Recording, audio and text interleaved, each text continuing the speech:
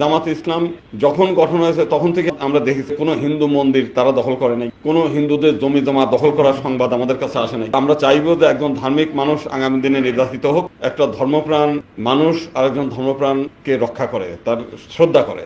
আর যারা দুষ্ট চরিত্রের, যারা নিজে ধর্ম মানে না, অন্য ধর্ম আর কিভাবে চালাকি চাতুর করে ক্ষতি করা যায় সেই।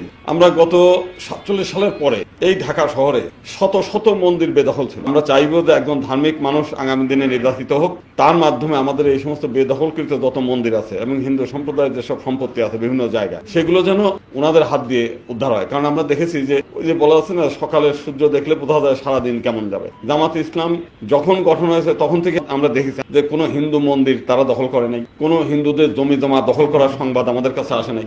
বরং 5 তারিখের পরে আমরা দেখেছি সবার আগে তারাই মন্দির পাহারা দিতে গেছে।